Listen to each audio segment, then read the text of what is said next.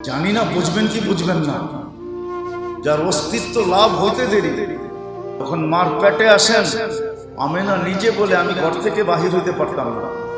ঘরে থাকতাম, ঘরের দেওয়াল পর্যন্ত আমাকে সালাম দিত। সালাম প্রথমে বুঝতাম না যে এই সালাম কোত্থেকে আসে।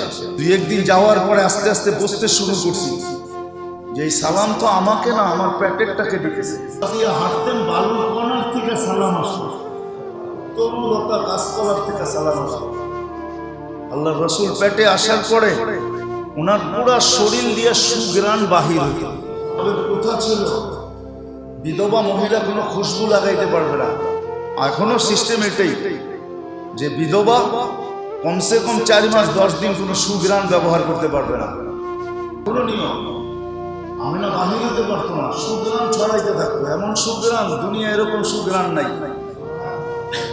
কেননা আরবরা সুঘ্রাণের পাগল আদি যুগ থেকে। আরবরা সুঘ্রাণ লাগায় আদি যুগ থেকে। প্রত্যেক কালচারের ভিতরে একটা জিনিস থাকে, আমাদের কালচারের ভিতরে সুঘ্রাণের কোনো কালচার নাই।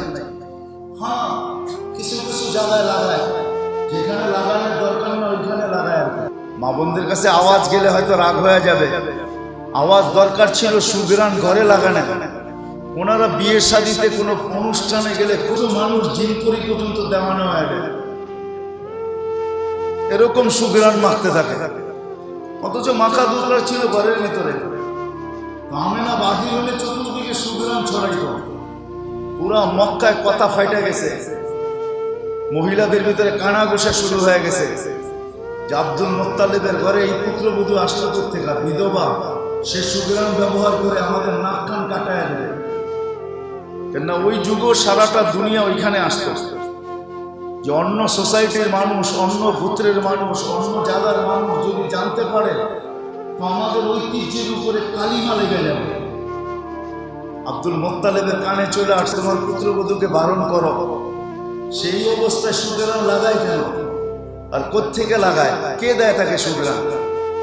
আমি মুখ দেখাইতে পারতেছি না বাহিরে, সবাই দেখলে আমার দিকে অন্যভাবে দেখে।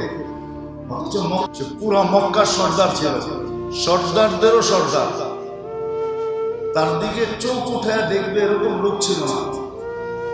তো পুত্রবধূকে জিজ্ঞাসা করছে, মা তুমি সুঘ্রাণ লাগাও কোত্থেকে?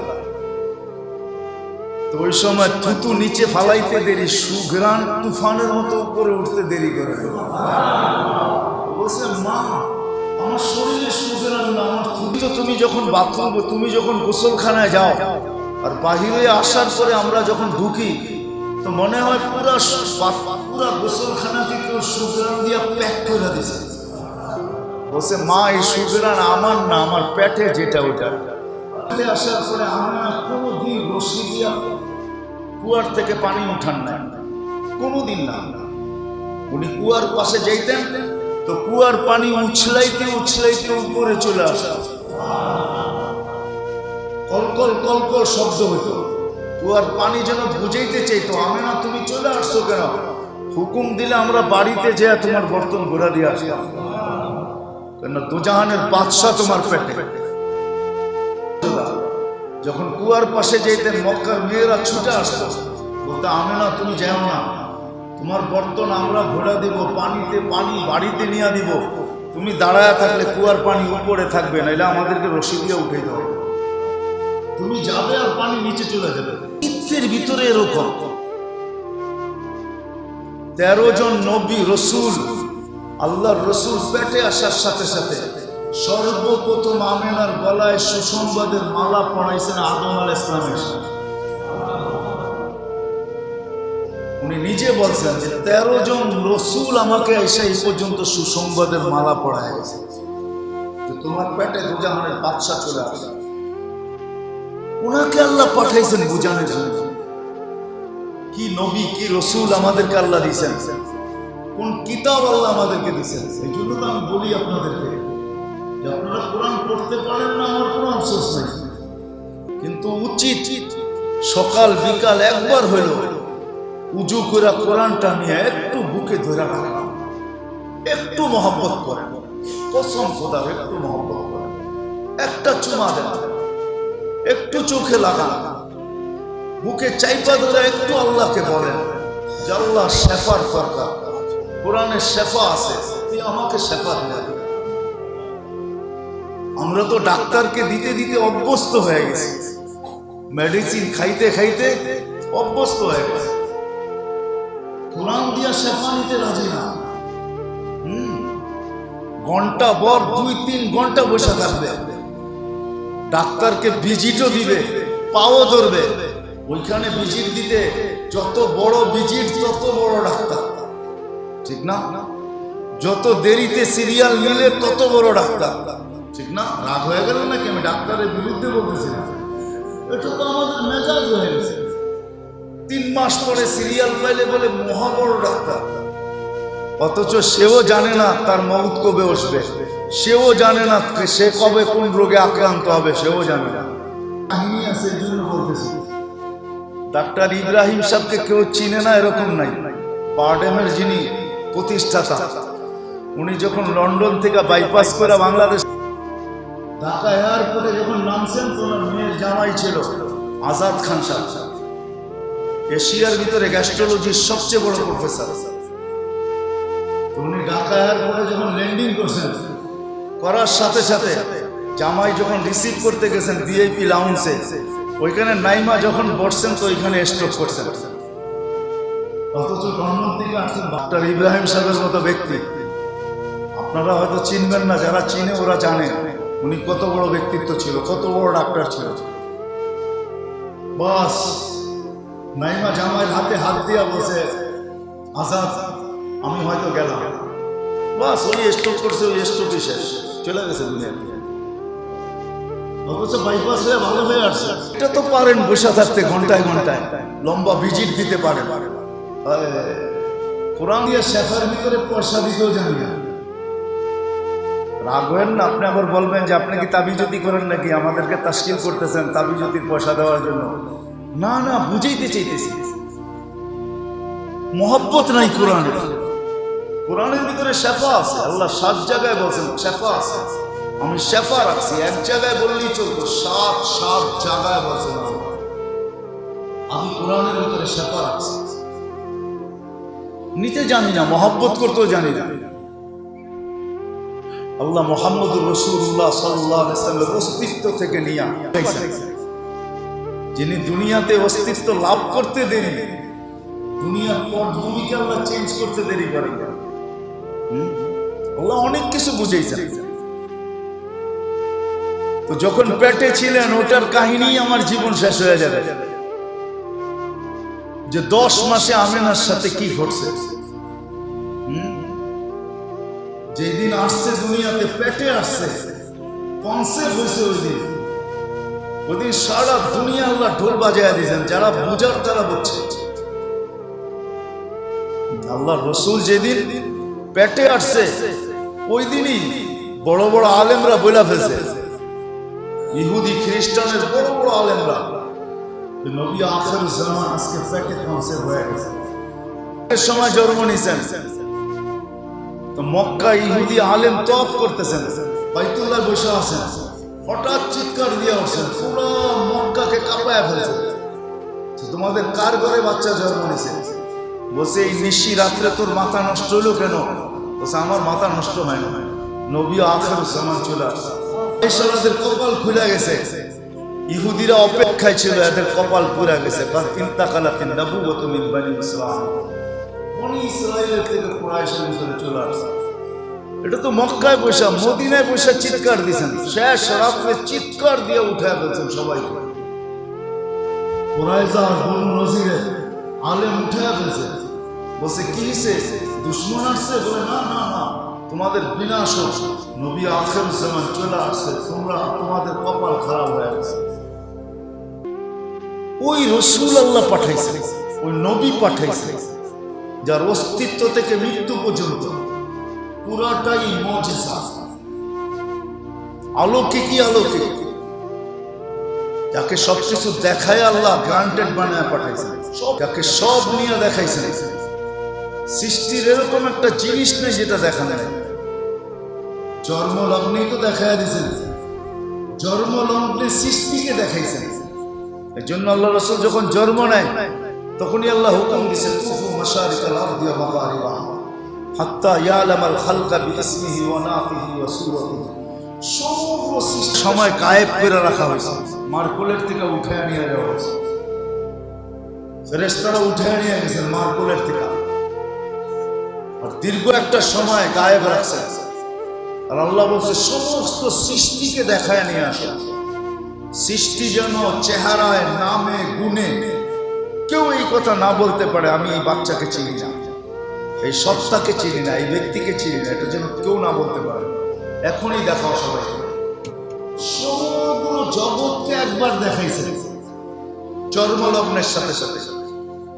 আবার যখন সময় আসছে তো সমগ্র জগৎকে, মুহাম্মদুর রাসূলুল্লাহকে সমগ্র জগৎ দেখাইছে। যেন কিতাবে খুঁজলে পাওয়া যায়, ভাবের ভিতরে পাওয়া যায়। ফেরেশতারা এক সেকেন্ডের জন্য আল্লাহর ইবাদতের থেকে বিমুখ হয় না, আকাশের ফেরেশতারা। কিন্তু যেদিন আল্লাহ রসুল আরশে গেছেন ওই দিন ফেরেশতাদের শুধু ইবাদত ছিল আল্লাহ রসুলের দিদার করা। আজকে কোনো ইবাদত নাই, আমার বন্ধুর চেহারা দেখো, এটাই আবার পাঠাইছে শুধু ওই ছোট্ট জীবনটাকে সুরক্ষিত করার। এটা দিয়ে বসতে চেষ্টা করেন না। আগেও বলছি, এখনো বলি, রাগ হলে হলে করার কিছু নাই। অনেকে আমরা আসি এটা দিয়ে বসতে চাই। বরিশালের মতো বলে মুই কি কম বুঝি, মরে বুঝাইতে হইবে। কি রাগ হয়ে গেলেন? রাগ হয় না, এটা দিয়ে বসতে চাই, এটা দিয়ে বসতে চান না। এটা যে বানাইছে ওনারে দিয়ে বুঝেন, এটা দিয়ে বুঝেন না, এটা যে বানাইছে ওনারে দিয়ে বুঝেন। অনেকে এটা দিয়ে বসতে চায়। আল্লাহ কি আমাদেরকে আকল দেয় নাই?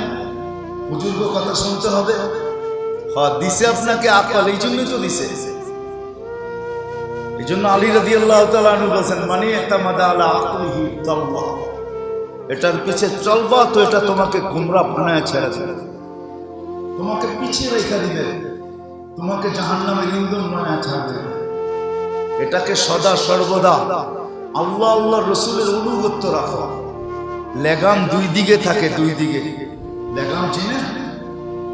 ঘোড়ার লেগাম কিন্তু দুই দিকে থাকে, এক লেগাম দিয়ে ঘোড়া চালানো যায় না। আকলের লেগাম দুইটা, একটা আল্লাহ আল্লাহ রসুল, এই দুইটা লাগায় রাখলে ঠিক থাকবে। কখনো ডাইনে টানবে, কখনো বামে টানবে। বামে টানলেও এটা দিয়ে বসতে চেষ্টা করেন না, বহুত জনে এটা দিয়ে বোঝে। রাগ হবেন না, রাগ হয়ে যাবে। হ্যাঁ, পুরুষকে সাজাইছে আল্লাহ দাড়ি দিয়া।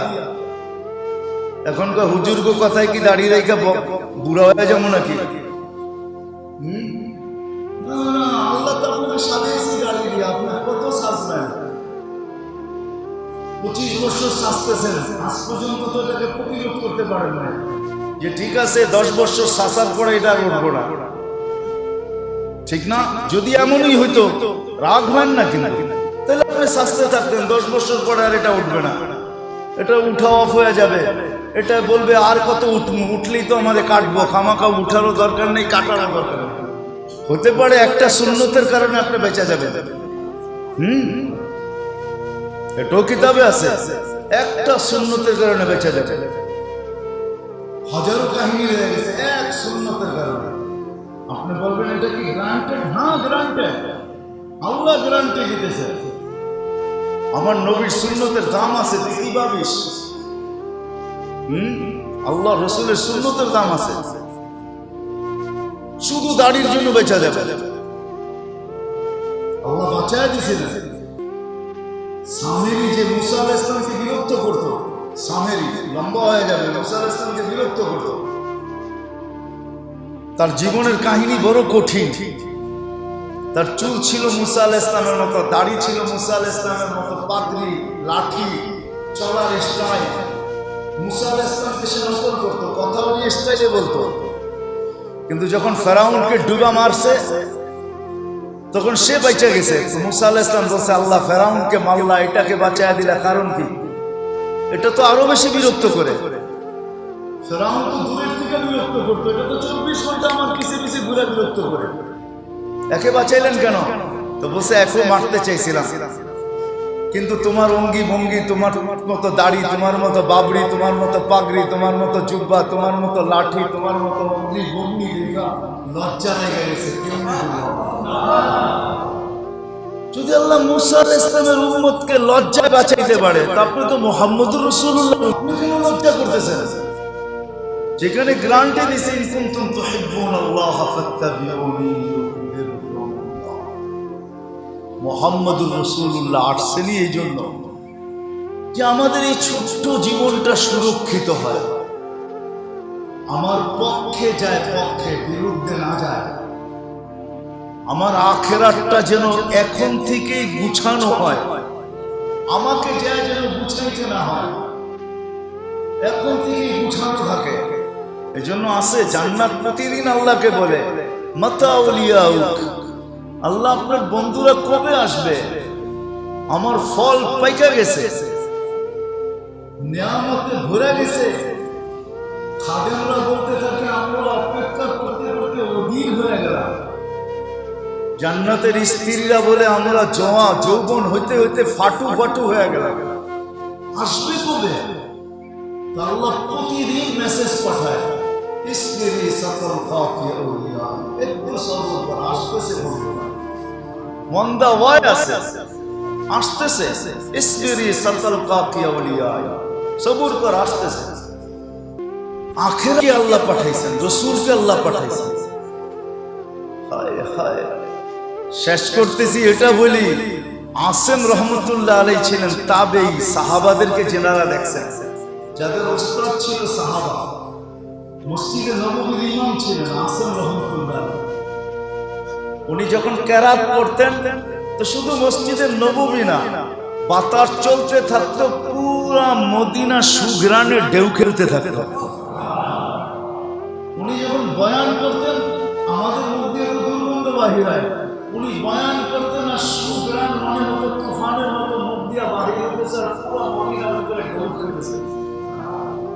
সবাই ধরা পড়ছে, একদিন আসেন তোমার মুখ দিয়ে এই সুঘ্রাণ বাহির হয় পত্রিকা, খুব যাইতা ধরছেন। তো বলছে এটা বলার ছিল না, কিন্তু তোমরা বাধ্য করতেছো বিদায় বলতে বাধ্য। ওনার কেরাত খুব সুন্দর ছিল, কোরআন খুব সুন্দর পড়তেন। বলছে আল্লাহ রাসূল স্বপ্নে আসছেন, আবু বকর আর ওমর রাদিয়াল্লাহু তাআলা আনহুমাকে নিয়ে, শাইখাইনকে নিয়ে আসছেন, আর বলছে আসেন তোমার পড়া খুব সুন্দর, একটু কোরআন শোনাও তো। আল্লাহ রাসূল ওনার থেকে কোরআন শুনছেন। যখন কোরআন শোনানো শেষ, বলছে জিহ্বা বাহির করো। উনি জিহ্বা বাহির করছে, আল্লাহ রাসূল স্বপ্নে রব লাগায় দিয়েছেন, মুখের থুতু ওনার জিহ্বার ভিতরে লেপা দিয়েছেন। বলে ওই দিন থেকেই সুঘ্রাণ বাহির হয়েছে। যার ঘুমের ভিতরে লোয়াব লাগাইলে এরকম সুঘ্রাণ, জীবিত দশায় কিরকম ঘ্রাণ ছিল। যার শরীরের ঘামেই সুঘ্রাণ, মুখের লোয়াবেই সুঘ্রাণ। হায় হায়, কালকেই আমি পড়াইতেছিলাম বুখারীতে, সুলে হুদাইবিয়ার ভিতরে লম্বা হয়ে যাবে, সন্ধি করার জন্য একজন আসছে। তো উনি যায়া বলছেন কুরাইশবাসীকে যে তোমরা এর সাথে মাইনা নাও এর কথা, কেননা আমি দুনিয়ার বহুত রাজা বাদশাহ দেখছি, তাতে যেরকম উঁচুর পানি সাহাবায়ে কেরাম ভাঙ্গা পড়তেন, কে নিবে? ঘাম জমা করতেন, থুতু হাত পাইটা নিয়ে শরীরে চেহারায় মালিশ করতেন। যে একবার লাগাইছে ওর জীবনে আর খুশবু লাগাইতে হতো না, ওর জীবন ভর খুশবু চলতে থাকতো মৌত পর্যন্ত। আমি তো বলবো কিয়ামত কেন, জান্নাতে ওই খুশবু দিয়েই চলবে, আর কোনো খুশবু লাগবে না। ইয়া মান শাম্মা তুরবাতা আহমদি বাকার শাম্মা মিনাত তিবি গাওয়ালিয়া। ফাতেমা রাদিয়াল্লাহু তাআলা আনহা বলেন, ইয়া মান শাম্মা তুরবাতা আহমদি ফাকাদ শাম্মা মিনাত তিবি গাওয়ালিয়া।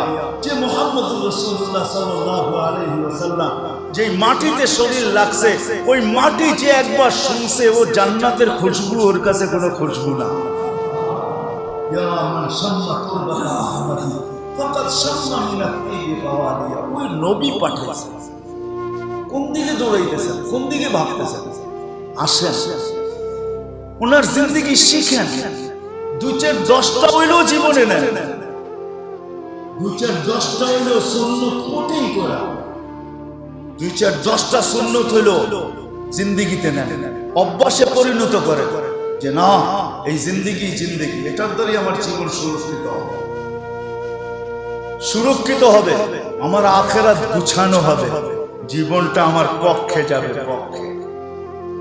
জীবনটা আমার পক্ষে যাবে, জীবনটা আমার পক্ষে যাবে। এই জন্যই তো আমি মাঝে মাঝে বলি, যদিও কেউ এখনো হবে কিনা জানি না, যে সাহাবাদের কবর সারা দুনিয়া আল্লাহ ছিটায় দিয়েছেন, 7 মহাদেশে আছে। কারণ কি জানেন? সাহাবায়ে কেরাম এইখান থেকে উঠবে, যারা নবীর অনুসারী তাদেরকে পিছে নিবে, সাহাবাদের হাতে ঝান্ডা থাকবে, এদেরকে পিছে নিবে, এক এক মহাদেশ থেকে যায় আল্লাহ রাসূলের সাথে মিলবে কিয়ামতের মাঠে। আর ফেরেশতারা যখন দেখবে যে সাহাবাদের হাতে ডান্ডা, কুল্লুন ওয়াদাল্লাহুল হুসনা, প্রত্যেকের সাথে আল্লাহ জান্নাতের ওয়াদা আগেই করে নিয়েছেন, রাদিয়াল্লাহু আনহুম ওয়া রাদু আন, যাদের উপর আল্লাহ আগেই রাজি হয়ে গেছেন।